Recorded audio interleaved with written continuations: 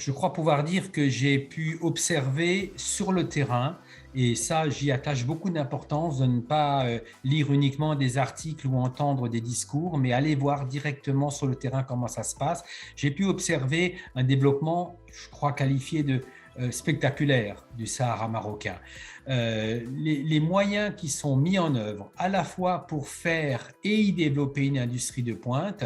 J'ai été visiter une des plus grandes usines à poissons de Darla et voir comment elle fonctionnait, comment la partie, encore une fois, de l'être humain était préservée pour ne pas faire que de l'automatisme et pouvoir donc explorer les ressources naturelles comme le poisson, comme les crustacés, pouvoir développer la pisciculture de qualité sur place, mais aussi j'ai vu par exemple la production agricole comme les tomates que l'on consomme. Je ne savais pas que les tomates que je consommais ici à Strasbourg venaient de Darla. J'ai été très agréablement surpris, et tout ça à proximité du futur grand port Darla Atlantique que j'ai pu visiter sur place, qui est sorti de terre, le terrassement, tout ça, ça avance considérablement, et ces chantiers sont importants parce qu'à chaque fois, ils prennent en compte la population active pour y contribuer.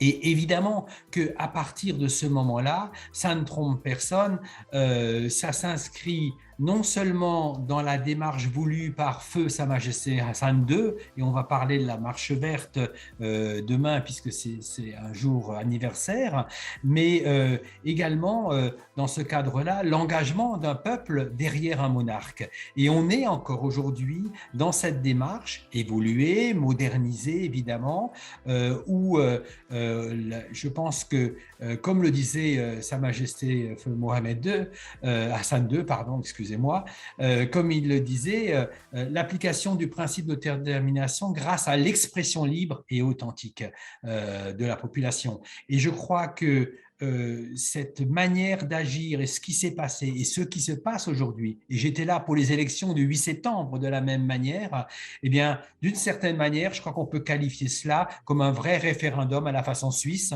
parce que le peuple se mobilise et y croit. Et ça, c'est une volonté importante.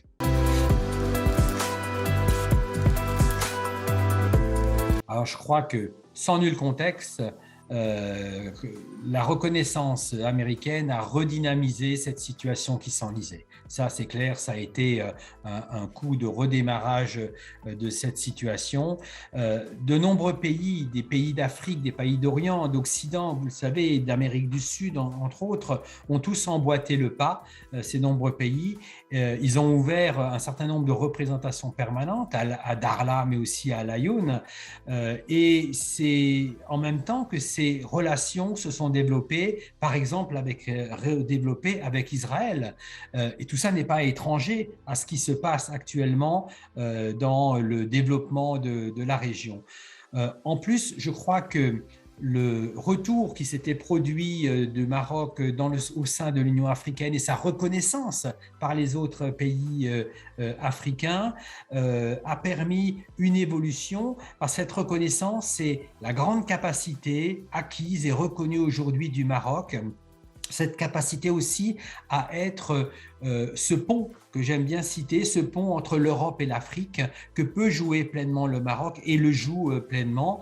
Et je crois que c'est autant de signes d'un renouveau réalisé par Sa Majesté et mis en œuvre par la diplomatie américaine. Donc ça a vraiment été un moteur.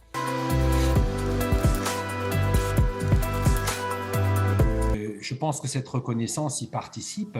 Je crois aussi que le processus de reconnaissance est aujourd'hui clairement établi. Je dirais même qu'il est irréversible. Je prends un mot fort, mais parce que j'y crois. Il est irréversible parce qu'il s'agisse de l'attitude de la communauté internationale, de l'expression des grandes organisations internationales comme l'ONU et d'autres, de l'évolution économique des provinces du Sud que j'ai évoqué tout à l'heure, de l'imposant résultat des votations du 8 septembre que j'évoquais, ou tout simplement du nombre de nouveaux élus sahraouis affirmant leur marocanité. Moi, je crois que tous ces éléments sont des reconnaissances de nature à favoriser l'aboutissement du dossier de façon claire.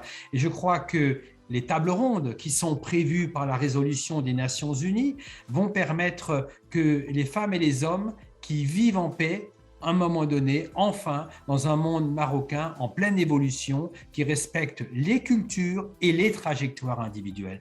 Donc, je crois beaucoup que cette reconnaissance participe à la résolution du dossier Sahara marocain, comme vous l'appelez.